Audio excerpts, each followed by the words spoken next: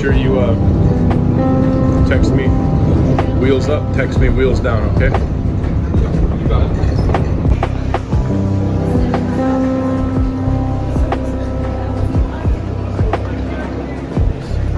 Started fourth.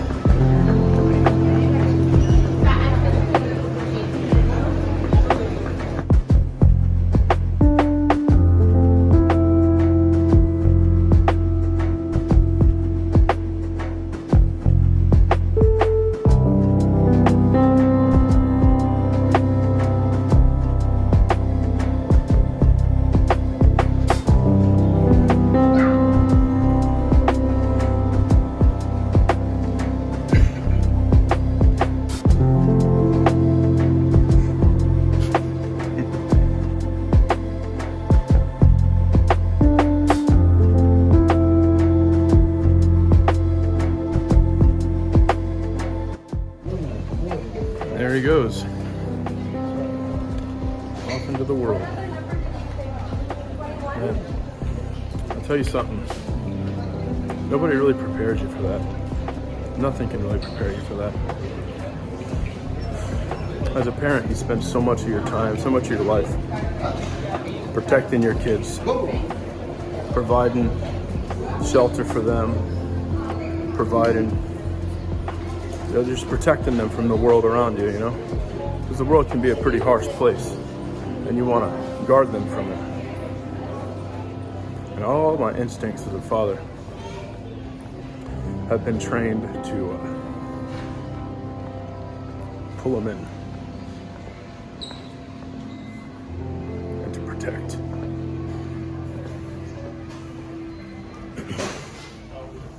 But the hardest thing I think I've ever done as a parent is let them go. But that's not the final stage of parenting, but I'll say it's the final stage of parenting a child. From this day forward with Joel, my job as a father, I'll be speaking to him man to man. That's different. That's really different. It's going to take some adjustments, but we're going to make it. One thing's for sure. It is hard to see a future in Florida now, for sure. It's hard to see a future in Florida knowing that my first son is moving to Oregon, where we all want to live, where we all consider home, where my children all grew up. So somehow or another, we're heading back home. We're going to follow Joel to Oregon. He's over there making his way. And we're praying to God we're going to follow him. We got to get this house sorted. No idea how we're going to do that, but I'm going to do everything in my power to get it done.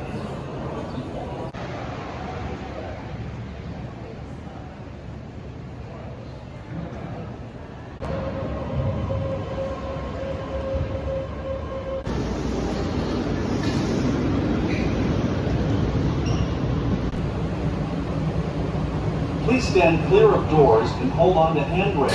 The doors are now closing. That letting go is that final act of surrender. Prayed 1,000 times, surrendering my kid to the Lord. You're good, dude. It's a whole other thing. It's a whole other thing to send them out into the world. Am I doing a tunnel? What am I doing here? I don't know where the hell I'm going. Here we go. Where are we at? Tunnel parking. I guess I'm doing tunnel. So it's one thing to pray to God and to say, God, I give you my kids. I surrender my kids. Because like letting go, that's a surrendering. Tunnel. Whatever that was. And man, it's that act of letting go. It's heavy, man. It's heavy. But it's good, man. There's goodness in it, but it's hard, man. Like I was saying earlier, it's like everything in you as a parent is geared towards protecting them. And now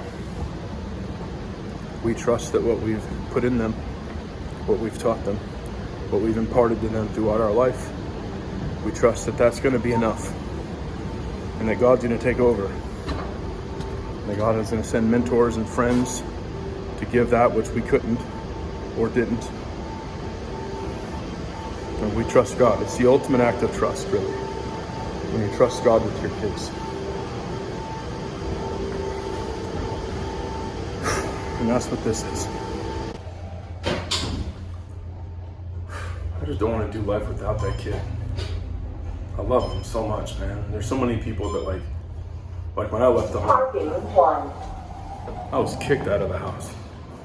I was like violently expelled. Not very pleasant. Didn't feel a whole hell of a lot of love in it, really. But it was love. It was the tough love, because I was a little stupider than Joel was when I was young. I was a little more of an idiot. He's got a better head on his shoulders than I did. And he's choosing to leave of his own volition. He is hungry to get out into the world and to get after it in life. He's got 1,000 aspirations, and he's gonna go get after them, man. And I believe with all my heart that he is going to... Sorry, I gotta figure out what hell my car is. I believe that he's gonna give him hell. In a good way, not a bad way, you know what I'm saying? Anyway, this is just part of me processing the fact that I left my kid at the airport gate, left my oldest son, the man who made me a father.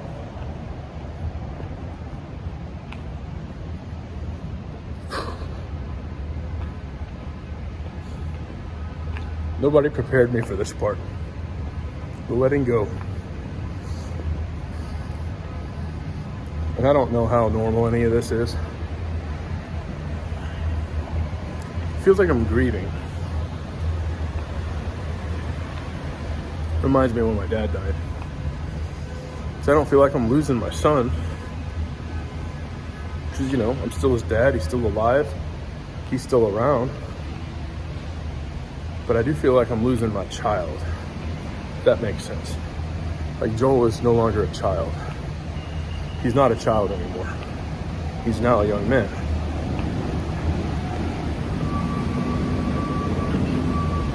Anyhow, I don't know if this is useful to any of y'all, but you just let me know. So for all you parents out there, if your kids are still in the house, the wisest and best thing you could probably do is spend as much time with them as you can. Be with them. Because here's the thing, man. I found that the goodness in life, the gold in life, the good days, they're tragically clear in hindsight and tragically opaque while you're in those moments. It's really easy to miss. It's really easy to miss those moments when you're in them.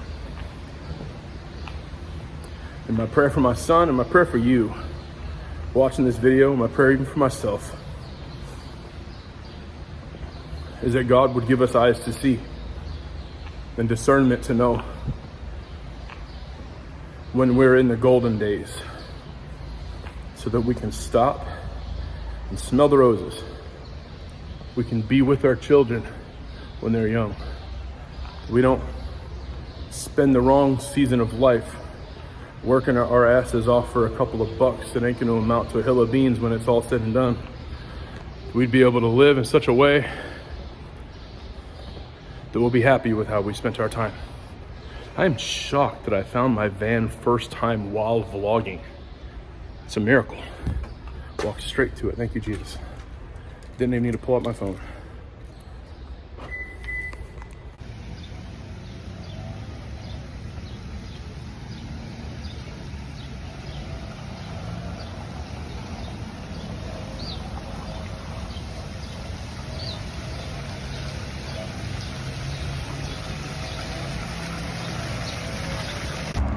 I tell you what, I see families different now. When I see fathers with their sons, with their young kids, that really, it hits me hard, you know, because like, in a good way, you know, because you see these dudes that are in this season of life that is so precious. And I know firsthand how easily that can elude us being fathers and having kids of that age, because there could be so much grind to it. There's so much pressure on fathers to provide and to do all the stuff that is necessary in order to make a life for these kids that's awesome and vibrant, so that they can grow up to be wholesome and vibrant humans.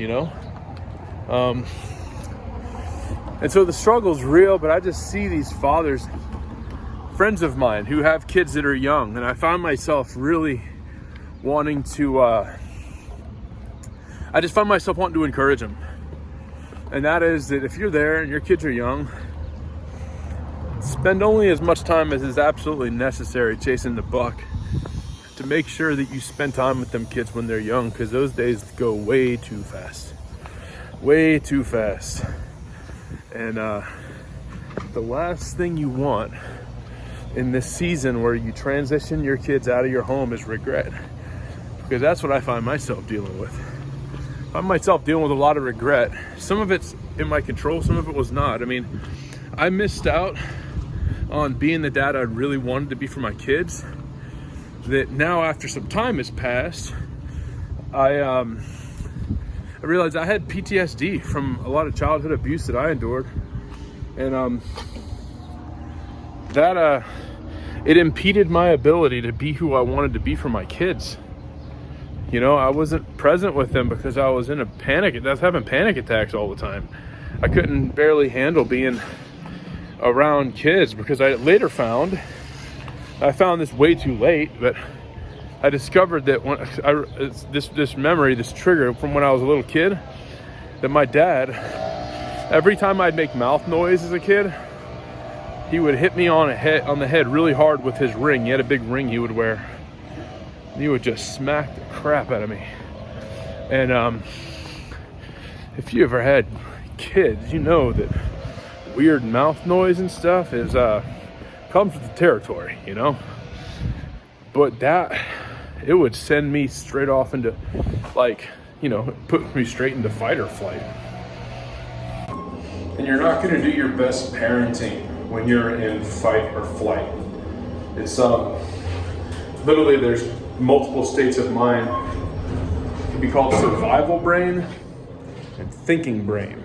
And when you are in fight or flight, cortisol's pulsing through your body is preparing for war, for attack, for either running or for fighting. And yet I'm just trying to sit at a dinner table with my children. And that's not the best state of mind to be patient and kind and compassionate and loving, and having a great capacity to listen. And these are all things that children ideally have from their parents, is the ability to hear them out and to help guide them through life. I was dealing with being in fight or flight when I was around my children. So it was literally the sounds that my kids made that put me into that fight or flight state. And so I find myself really grieving in this season. Not in this season, but just really grieving in this time when I'm sending Joel out, because I'm aware of what I wanted to give him as a parent, and I'm aware of what I was not able due to my own struggle. And I'm going to put you a little right here, so hopefully the wind doesn't distort the mic. But anyways, so that's kind of what I've been thinking about. And I've been it's been a very highly emotional thing, because I find myself grieving in a similar manner as when my dad died.